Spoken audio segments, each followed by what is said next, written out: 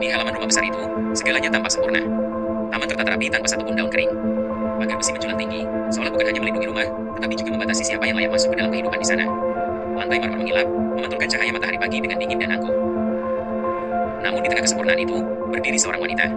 Seorang CEO muda yang selama ini dikenal tegas, rasional, dan tak tergoyahkan. Di ruang rapat, ia terbiasa mengambil keputusan bernilai miliaran. Di depan publik, ia selalu tampak mengendalikan segalanya. Tetapi bagi itu, ia tidak sedang memimpin siapapun. Ia sedang kehilangan kendali atas hidupnya sendiri. Wajahnya tetap anggun, bahunya tegak, namun matanya berkaca-kaca, sebuah retakan kecil pada sosok yang selama ini terlihat sempurna. Ia tidak takut miskin. Ia tidak takut kehilangan rumah besar atau nama besar keluarganya. Yang ia takuti adalah satu hal yang tak bisa dibeli dengan uang, hak untuk memilih hidupnya sendiri. Di hadapan keluarganya, ia berpamitan tanpa pelukan. Tidak ada kata, hati-hati. Tidak ada doa yang dilembutkan dengan kasih sayang. Yang ada hanya tatapan tajam, dingin, seperti vonis yang sudah lama dijatuhkan. Jika kau pergi, ucap salah satu dari mereka dengan suara datar, jangan harap kau bisa kembali dengan terhormat. Kalimat itu tidak diucapkan dengan marah. Justru karena itulah ia terasa lebih kejam. Wanita itu menarik kopernya perlahan. Tangannya menggenggam erat gagang koper, bukan karena koper itu berat, melainkan karena keputusan ini menuntut harga yang sangat mahal, hubungan darah, status, dan kenyamanan yang telah ia kenal seumur hidup. Tak lama kemudian, seorang pria datang menjemputnya. Penampilannya sederhana. Kemeja polos, celana kusam, sepatu yang jelas bukan buatan butik mahal. Wajahnya canggung, langkahnya ragu, seolah setiap pijakan di halaman rumah itu terasa terlalu mewah untuk diinjak. Di depan rumah semewah itu, ia tampak seperti seseorang yang tidak seharusnya berdiri di sana. Bukan karena ia salah, tetapi karena dunia tempat ia berasal selalu diajarkan untuk menunduk ketika berhadapan dengan kemewahan. Dua dunia berdiri berdampingan. Satu dibesarkan oleh privilege, satu ditempa oleh keterbatasan. Dan keduanya belum benar-benar siap untuk saling memahami. Wanita itu menoleh sekali lagi ke rumah yang membesarkannya, rumah yang memberinya segalanya, kecuali kebebasan untuk memilih.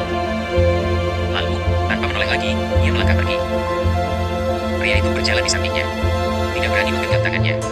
Tidak berani bertanya. Ia hanya berjalan, menahan tekanan yang menyesakkan dada, karena ia sadar, langkah ini akan mengubah hidup mereka berdua, dan ia bahkan belum sepenuhnya mengerti bagaimana semuanya dimulai. Saat kendaraan berhenti, ia turun perlahan. Langkahnya ragu, sejenak terhenti. Matanya menelusuri sekeliling, bukan dengan jijik, melainkan dengan keterkejutan yang jujur dan telanjang. Rumah kayu kecil itu berdiri sederhana. Catnya mulai pudar. Atapnya tidak sempurna. Jauh dari segala yang pernah ia kenal sebagai rumah. Bibirnya bergetar menahan tangis yang nyaris lolos. Pria itu membuka pintu. Pintu kayu itu berderi pelan, seakan ikut menyuarakan kegugupan pemiliknya. Wanita itu melangkah masuk. Koper diletakkan. Ia duduk di tepi kasur tipis, menatap lantai tanah yang dingin, seolah sedang menimbang ulang seluruh hidupnya dari awal. Mereka duduk berseberangan. Tidak ada percakapan. Hanya diam, lalu saling berpelukan.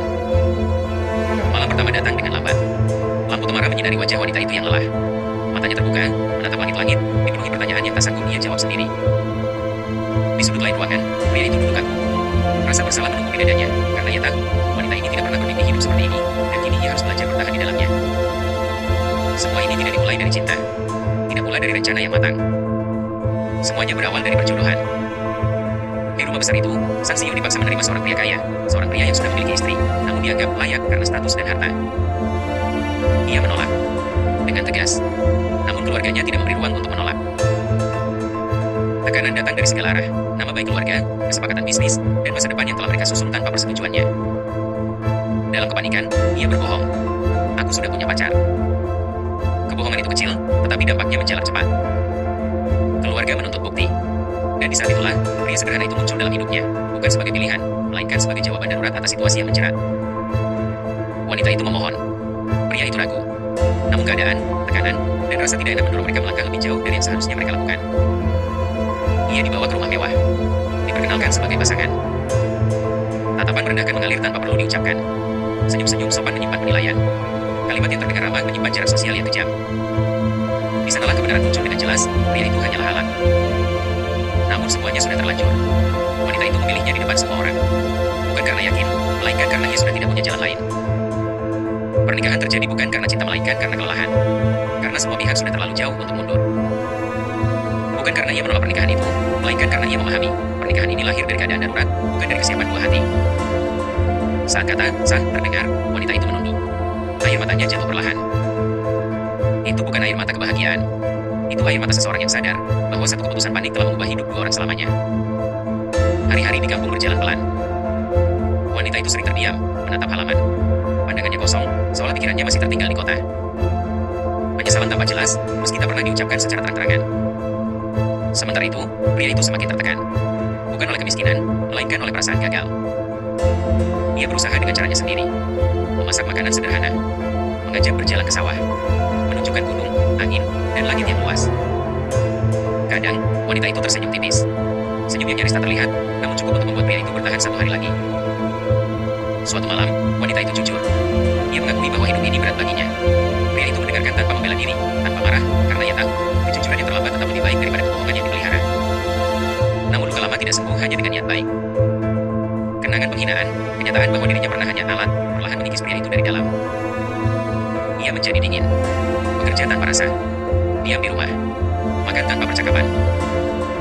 Wanita itu menangis sendirian, dan jarak pun terbentuk, jarak yang tidak terlihat, namun terasa di setiap sudut rumah kecil itu.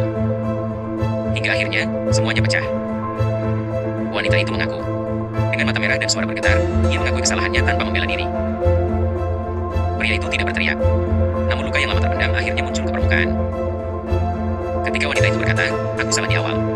Tapi sekarang, aku memilihmu." Sesuatu di dalam diri pria itu runtuh. Bukan karena kalimat itu sempurna, melainkan karena untuk pertama kalinya, pilihan itu diucapkan tanpa paksaan.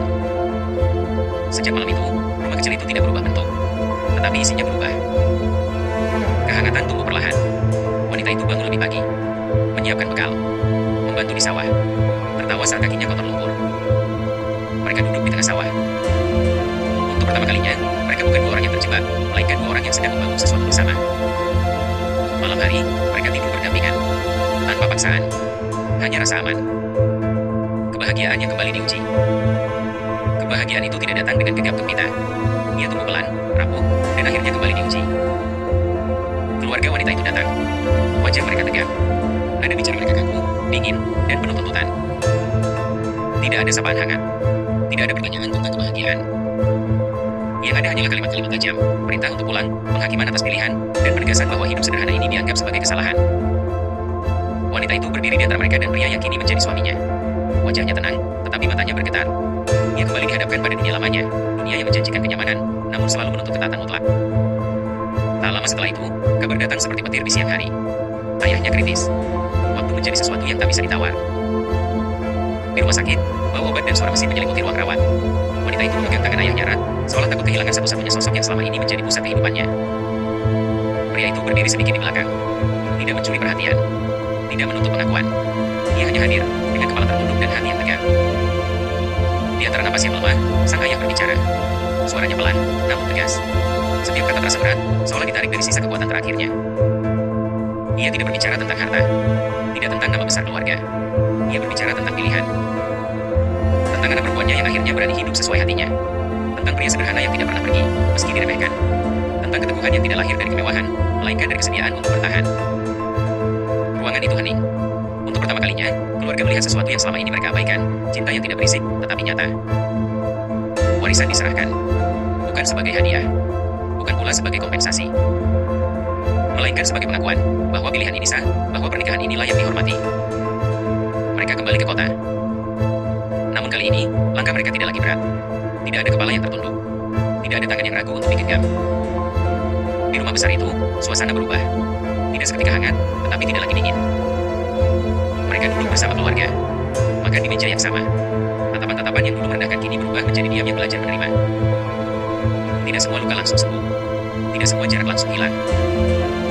Namun ada satu hal yang tak lagi dipertanyakan. Mereka adalah pasangan yang dipilih dengan sadar. Malam hari, di kamar yang sunyi, mereka berbaring berdampingan. Tidak ada janji besar. Tidak ada kata-kata manis yang berlebihan. Hanya kehadiran. Hanya kehangatan. Hanya ketenangan setelah perjalanan panjang yang melelahkan. Pernikahan yang dimulai dari paksaan, diperjuangkan dengan luka, dan diuji dengan kehilangan. Akhirnya berakhir sebagai pilihan. Bukan pilihan yang sempurna, tetapi pilihan yang jujur. Tamat.